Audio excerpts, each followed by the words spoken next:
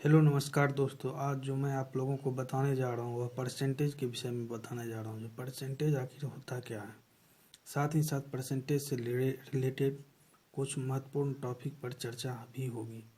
तो आइए परसेंटेज के विषय में जानते हैं। परसेंटेज एक इंग्लिश वर्ड है और हर एक इंग्लिश वर्ड का अपना एक सेपरेट मीनिंग होता है। परसेंटेज इट मीन्स प्रतिशत। तो अब प्रतिशत को यानी कि परसेंटेज यानी प्रतिशत को हम किस सिंबल द्वारा रिप्रेजेंट करते हैं, तो सिंबल ऑफ परसेंटेज। तो परसेंटेज का जो सिंबल है वो यही है, यही सिंबल जो है परसेंटेज का चिन्ह है। इसी चिन्ह के द्वारा हम परसेंटेज यानी प्रतिशत को रिप्रेजेंट करते हैं। तो परसेंटेज इट मीन्स प्रतिशत। आइए अब हम लोग परसेंटेज के बारे में समझते हैं। प्रतिशत का मतलब क्या होता है। प्रतिशत अर्थात जिसके हर में 100 हो। कहने का मतलब जिसके डिनोमिनेटर में 100 हो, 100 हो, उसे हम प्रतिशत कहेंगे। इसे एक एग्जांपल के द्वारा समझते हैं। 4% इक्वल टू 4/100। कहने का मतलब ये जो 4 में परसेंटेज का जो सिंबल इंक्लूडेड है, इस 4 से इस परसेंटेज के सिंबल को हटाएंगे तो परसेंटेज के सिंबल के बदले में बटा में 100 आ जाएगा। तो 4% को हम लिख सकते हैं 4/100। अब यहाँ है 25% को हम लिख सकते हैं 25/100। आइए अगला टॉपिक देखते हैं। इफ़ अगर एनी फ्रैक्शन, कहने का मतलब किसी भी फ्रैक्शन को यदि हमको परसेंटेज में कन्वर्ट करना होता है तो उस फ्रैक्शन को 100 से गुना कर दिया जाता है। कहने का मतलब किसी भी भिन्न को यदि प्रतिशत में बदलना होता है तो 100 से गुना कर दिया जाता है। आइए एग्जाम्पल के द्वारा इस टॉपिक को समझते हैं। तो 4/25 यह फ्रैक्शन के फॉर्म में है। 4/25 यह एक भिन्न के रूप में है और 4/25 को हमको परसेंटेज में कन्वर्ट करना है। तो 4/25 को 100 से मल्टीप्लाई कर देंगे, जैसा कि हमने कर दिया। 4/25 इंटू 100। अब 25 से 100 को डिवाइड करेंगे तो 25 1 जा 25, 25 4 जा 100। अब 4 से 4 को मल्टीप्लाई करेंगे 16, तो 16% जो है यही हमारा आंसर हो गया। कहने का मतलब 4/25 जो हमारा फ्रैक्शन के फॉर्म में था, इसको जो हमने परसेंटेज के फॉर्म में कन्वर्ट किए तो 4/25 का कितना परसेंट होगा, तो 60% होगा। आइए अगला क्वेश्चन करते हैं। 45/25, ये 45/25 को प्रतिशत में बदलना है। इसका जो सॉल्यूशन होगा वह क्या होगा, 45/25 और प्रतिशत में बदलने के लिए 100 से हम गुना कर दिए। अब 25 से 100 को डिवाइड करेंगे, 25 4 जा 100। अब 4 से 45 को मल्टीप्लाई करेंगे 180%।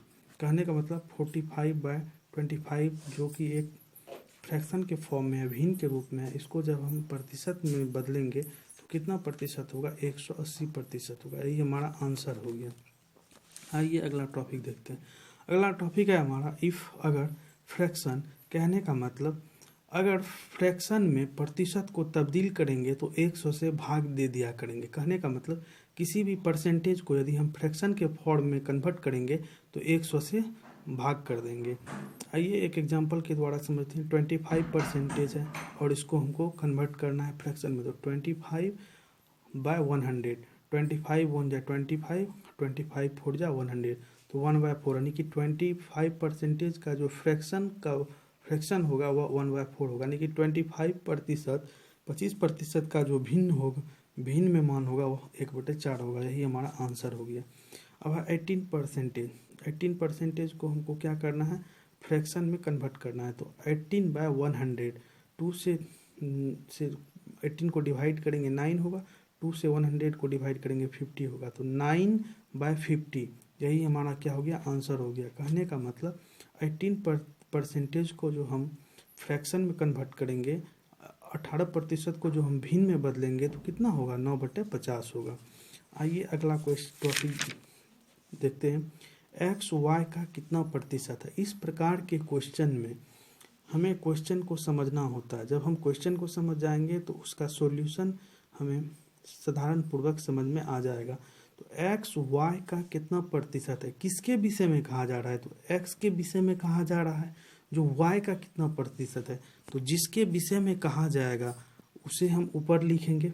x के विषय में कहा जा रहा है तो x को हम ऊपर लिखेंगे, किसके रिस्पेक्ट में, तो y के रिस्पेक्ट में, तो y को नीचे लिखेंगे, और प्रतिशत में बदलना है तो 100 से गुना कर देंगे। कहने का मतलब x y का कितना प्रतिशत, इसका जो सोल्यूशन होगा वो होगा x बाय y इंटू 100।